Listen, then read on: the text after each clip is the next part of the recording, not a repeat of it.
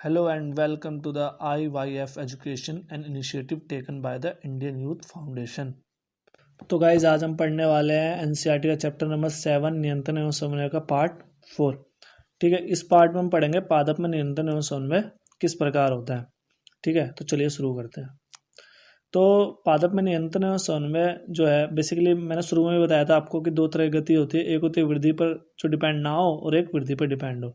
तो इस स्लाइड में हम पढ़ेंगे ऐसी गति जो कि वृद्धि पर डिपेंड नहीं होती। एग्जाम्पल के तौर पे मान लो छुई मुई का पौधा है, जब आप उसको टच करते हो ठीक है तो वो क्या होता है, उसके पत्ते मुड़ जाते हैं। ठीक है, तो ये जो गति है ये वृद्धि पर डिपेंड नहीं है। तो इसको हम उद्दीपन के लिए तत्काल अनुक्रिया भी कहते हैं। ठीक, क्यों? क्योंकि ये जो है वृद्धि पर डिपेंड नहीं होती। अब ये काम कैसे करती है? ठीक है, तो बेसिकली क्या है कि पौधे जो है ना, ठीक है, विद्युत और रासायनिक साधन का उपयोग करते हैं। ठीक है, सूचना एक कोशिका से दूसरी कोशिकाओं तक पहुंचाने के लिए। ठीक है, वो क्या करते हैं, अपनी जो उसकी कोशिकाओं में जो जल की मात्रा होती है, ठीक है, उसको परिवर्तित करते हैं, जिससे क्या होता है कोशिकाएं का जो आकार होता है उसमें परिवर्तन आता है, यानी कि कोशिकाएं फूल जाती है, सिकुड़ जाती है, और जिसकी वजह से क्या होता है इन्फॉर्मेशन एक जगह से दूसरी जगह जाती है और इस प्रकार से पादप में गति होती है। अगर हम बात करें वृद्धि के कारण गति की, तो बेसिकली क्या है, ये दिशिक या अनुवर्तन गतियां भी कहते हैं इसे। ठीक है, अगर पेपर में पूछा जाए दिशिक गति क्या होती है तो यही सारे लिखने हैं आंसर, या अनुवर्तन गति क्या होती है तो यही सारे आंसर लिखने हैं। ठीक है, अब बेसिकली होता क्या है, तो अब सबसे पहले सबसे टॉप पे जो होता है उसे प्रतान कहते हैं। ठीक है, यानी कि वो हिस्सा, ठीक है, जो क्या होता है वस्तु से दूर भागता है। ठीक है, वस्तु के पास वाले भाग की तुलना में तेजी से गति करता है, उसे हम क्या कहते हैं, प्रतान कहते हैं। ठीक है, आपने देखा होगा बेल का कोई पेड़ देखा हो तो बेल वाला, तो उसमें क्या होता है छोटी छोटी कलियां होती है जो बेसिकली क्या होती है एक दूसरे से लिपट जाती है। ठीक है, यहाँ पर देखो ये जो डायग्राम है उसमें आपको देखने को मिल रहा होगा। नेक्स्ट होता है प्रकाशनुवर्तन। प्रकाशनुवर्तन मतलब प्रकाश की तरफ गति। ठीक है, यानी कि जैसे ये पौधा है, ठीक है, इसकी गति आप देख रहे हो, ये सूरज की तरफ इसका मुंह है, तो ये क्या है, इसे इस तरह की गति को हम क्या कहेंगे, प्रकाशनुवर्तन गति कहेंगे। गुरुत्वानुवर्तन गति क्या होता है, बेसिकली पृथ्वी की तरफ या पृथ्वी से दूर, जैसे कि आप इस स्लाइड में देख रहे हो। ठीक है, यहाँ पर जो पौधा आपको दिख रहा है वो जड़ें जो है अंदर की ओर जा रही है, तो इसे हम क्या कहेंगे, गुरुत्वानुवर्तन गति कहेंगे।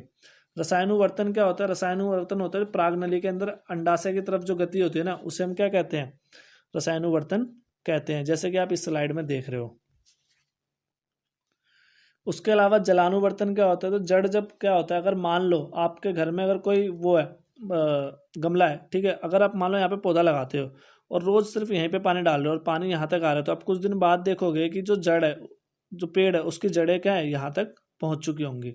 ठीक है, तो ये जो जड़ों की गति हुई ये किसकी तरफ हुई, वाटर की तरफ, तो इसे हम क्या कहेंगे, जलानुवर्तन कहेंगे। वैसे इस डायग्राम में भी आप इस चीज को देख सकते हो। अब बात करते हैं पादप हार्मोन की। इंपॉर्टेंट टॉपिक है, प्लीज याद कर लेना इसको। ठीक है, तो वे रसायन होते हैं जो पौधों में वृद्धि के लिए उत्तरदायी होते हैं। ठीक, अब यहाँ पर क्या है, जो बेसिकली ये जो 3 हार्मोन है ऊपर के, इसे कहा जाता है ग्रोथ हार्मोन। ठीक है, इसे कहा जाता है तनाव हार्मोन। ठीक है, और ये जो ये एनसीईआरटी में नहीं है फिर भी मैं बता दे रहा हूँ, इथिलीन।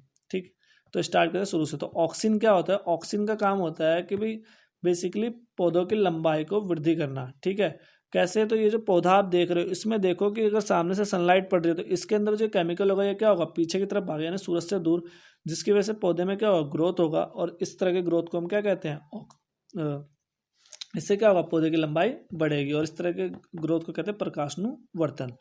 ठीक है, जिब्रेलिन क्या करता है, जिब्रेलिन जो है तने की वृद्धि में सहायक होता है।